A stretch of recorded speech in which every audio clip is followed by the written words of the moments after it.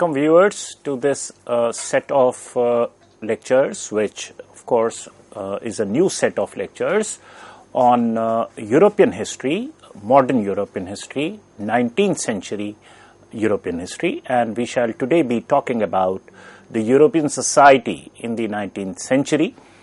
And the intent of this presentation is to figure out on the social plane the changes that were occurring on account of what had happened in Europe, particularly in Britain, in the last quarter of the 18th century, that is Industrial Revolution. And of course, alongside that, we had the iconic French Revolution happening in France, 1789 onwards. And all these factors had created quite a tumult on the social landscape of Europe, across territories, across dominions, across countries, and most importantly, we also have new ideas that emanated from the big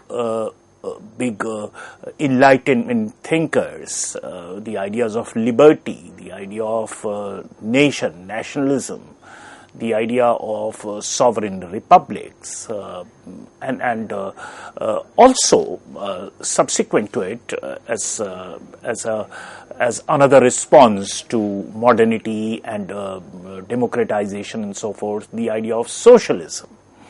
So all these ideas had also started impacting different parts of Europe differently, and there were changes happening that could be seen with effect with the rising demographic numbers, the population explosion happening across regions in Europe. We will see whether it is a consequence of scientific progresses made in the domain of medicine, hygiene, health, or the other municipal upkeep and several scientific inventions of vaccination, etc., were happening subsequent to the demographic explosion that we get to see in the 19th century. Also important is the kind of social conflict generated by industrialization in terms of what Karl Marx says as class consciousness or class response to quite a few things. So we will see if the literature generated in 19th century Europe voiced or articulated those concerns, and to what extent can they be understood as having class rumblings or as having class orientation of their concern and so forth, which of course we will discover that they distinctly were, and that had ramifications for the society of Europe in its own way. So, beginning this discussion, let's first pick up the issue of industrialization. And we all know that industrialization, the way it happened in the last quarter of the 18th century in England to begin with, and subsequently major economies in Europe, say France, Germany, they also embarked on this journey of industrialization to the extent that by the middle of the 19th century, major European countries had fairly industrialized, and then it of course spread to other areas of Europe as well. So this industrialization that we are talking about brought with it a social conflict of its own kind, which was class-based. And this is what Marxist writings keep telling us time and again, that the anxieties of society can best be understood in terms of their class character. Now, these are different ways and means by which we make sense and analyze these changes. Of course, there could be different or there could be other devices to make sense of this, but since Marxism also constituted a dominant paradigm of understanding things in the 19th century, particularly with reference to the strides made by capitalism, industrial capitalism to be more precise, and subsequently taking other forms of finance capitalism and so forth. So that's one thing. And in fact, if you read Marxist writings of 19th century, and this is the time when Marx lived, and he was writing profusely books and pamphlets. And if we see the slant of Marxist writings, it almost appears that he is welcoming this industrial capitalism. Of course, not because he desired it, but because he thought it as a necessary prerequisite for future socialist revolution. And it is the communist revolution that Marxist writers use as teleos in their writing. So that's the final destination to which the class conflict has to reach, and that's where it will get resolved in its predictive aspect, of course. But the welcoming tenor in Marxist writings for industrialization is because he thinks that without industrialization, feudalism will not go away, and it is necessary for feudalism to go away and give way to capitalism, which in turn will give way to socialism / communism. So that's what we get to see. Now, as a student, particularly of history, or anyone interested in understanding 19th century European society, what we also need to ask is that if class conflict or social conflict understood with reference to its class character is the appropriate way as suggested by Karl Marx, then how to explain several other aspects of 19th century European society. For example, the forces and aspirations and changes generated by say nationality, the idea of nationhood, nation state, the anxieties and rumblings on account of gender as an identity, color, so race. So they are very much there, and quite a few social concerns and anxieties could also be understood with reference to these categories, say nationality, gender, color, and so forth. And mind you, they have stayed the course of history, meaning thereby that they did not get resolved in the 19th century, even in 20th century, even 21st century, in the times that we are talking about. In the times that we are talking in, it continues to be a major concern. So, nation and nationality, the issue of gender, the issue of color, they are still relevant to society in Europe, even in 21st century, and they were very much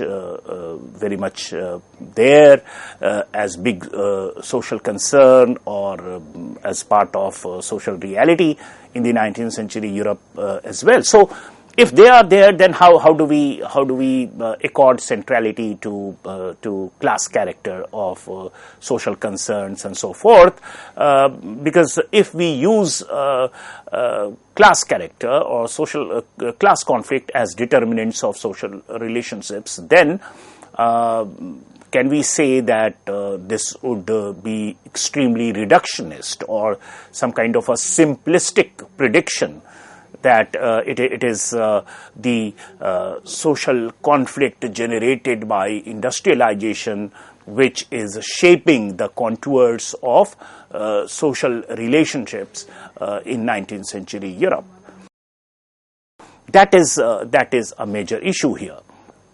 Now, we will come to the problems with the kind of analysis done by Marxist writers later, but let's first understand as to what they are trying to understand with reference to class character of the social concerns. For example, if you look at the literature generated in the 19th century Europe, particularly in the first half or middle of the 19th century, then one set of concerns that we find recurrent is the issue of sickness, the issue of old age, new technology, the fear generated by new technology, misgivings or a little bit of hopes also generated by new technology, the influx of foreigners. So all these social concerns are very much articulated in 19th century Europe in literature or otherwise. Similarly, we also have concerns like unhealthy cities mushrooming in different parts of Europe. Obviously, the reference is to the increasing industrialization. The issue of baby abandonment, so moral decay, loss of family values, loss of ethics, loss of maybe religious control, which dictated people to have family in a particular way, and so forth. So baby abandonment is also a recurrent theme in the literature of 19th century Europe. The issue of prostitution, erosion of family values. So these are some of the social concerns and anxieties expressed in 19th century Europe. And as you can see it on your slide, we can actually categorize the two or categorize these concerns into two distinct sets of class consciousness. So sickness, old age, new technology or fear of new technology, influx of foreigners repeatedly get articulated as workers' anxiety. Workers' anxiety here would mean the industrial workers' anxieties who are in good number now in the industrial cities of Europe. Whereas the better offs, the say bourgeoisie or the aristocracy or the landed people or those who are engaged in lucrative trade, commerce, and so forth, or the industrial owners, etc.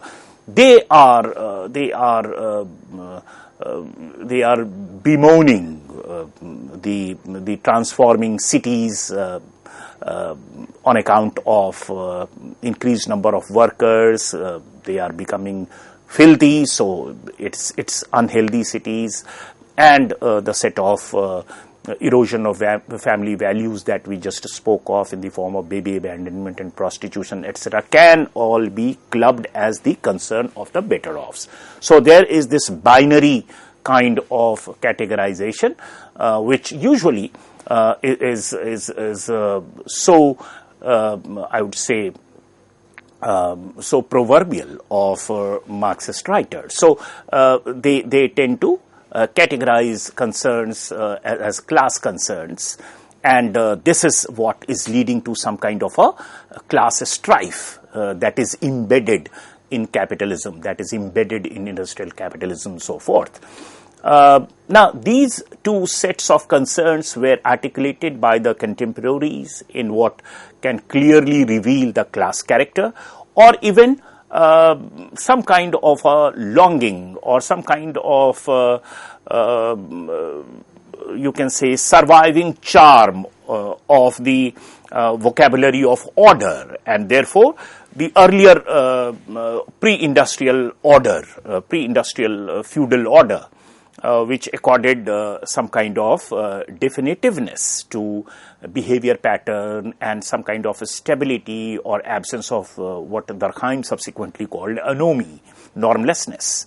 Right. So that is the way in which these social issues can be made sense of as the social issues or concern of two classes that are emerging as a result of industrialization, and it is in strife. So the industrial workers' concern is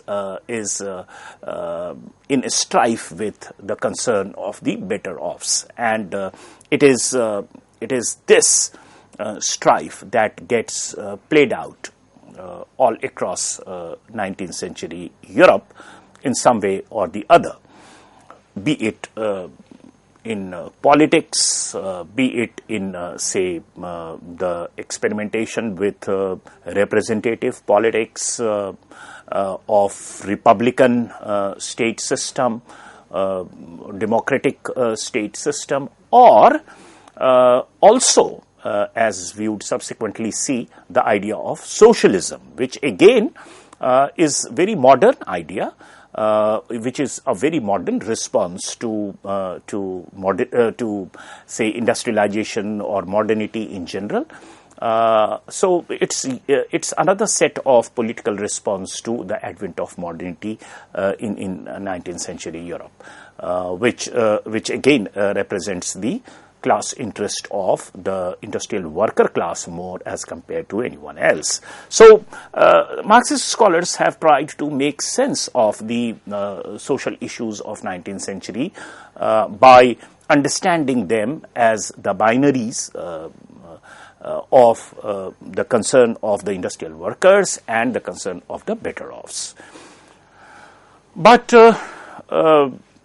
going away from the Marxist paradigm as such, if one has to look at the reality of 19th century social situation in Europe, what certainly attracts our attention is the booming population in this century of Europe.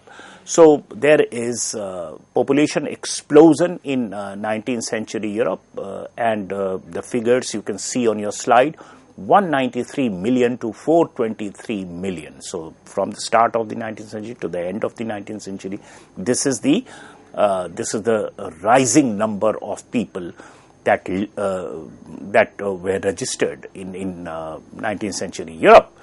Now, this was obviously accompanied by falling death rate, and in different countries there could be different regions, but say in the case of Britain, it was also due to some legislative measures, say reduction in the age of marriage from 30 to 22. That meant that the productive I would say band of population of course swelled, and that could have given rise to more number of people.